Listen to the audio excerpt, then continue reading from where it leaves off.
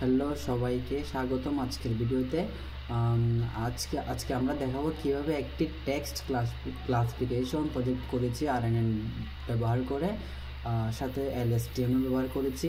প্রথমে আমরা একটি জিপ ফাইল আকারে ডেটা সেট লোড করেছি পাইথনের জিপ ফাইল লাইব্রেরি দিয়ে।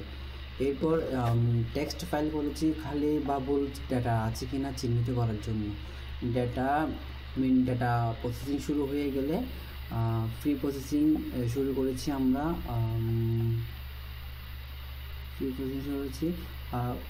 ক্যারিয়াস টোকেনজারের মাধ্যমে আমরা ব্যবহার করে শব্দগুলোকে সংখ্যায় রূপান্তরিত করার জন্য ব্যবহার করেছি। ভোকাবুলারি সাইজ লিখেছি আমরা এখানে 10,000। টোকেন ব্যবহার করছি, ভোকাবুলারি টোকেন ব্যবহার করেছি। সবগুলা সিকোয়েন্সে রূপান্তরিত করার জন্য এখানে লেন্থ হিসেবে ব্যবহার করছি 256 লেন্থ সমান লিখেছি, যাতে ডেটা সেটে কোনো লেভেল না থাকায় 0 থেকে 1 মানে বাইনারি ক্লাসিফিকেশনে যেন করা যায় সেভাবে কাজটা করেছি। তারপর মডেল সিকোয়েন্সিয়াল ব্যবহার করেছি। প্রথমে ব্যবহার করেছি এমবেডিং লেয়ার ব্যবহার করেছি, ওটা হচ্ছে 128 ডাইমেনশন করেছি। এরপর LSTM ইউনিট রেখেছি 64। আর সবশেষে আমরা model dense layer with sigmoid activation ব্যবহার করেছি।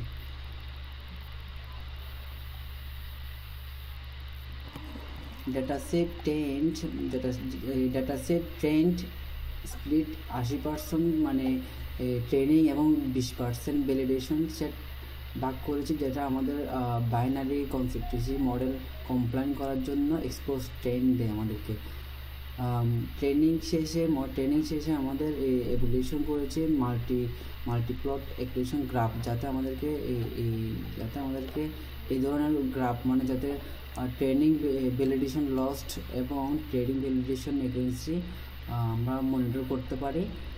সব মিলিয়ে এই প্রজেক্টে আমরা data load, preprocessing, token generation, padding, LSTM model তৈরি, ট্রেনিং এবং ভিজুয়ালাইজেশন এই পুরো ওয়ার্ক প্রসেসটা করেছি। ধন্যবাদ ভিডিওটি দেখার জন্য। Thank you.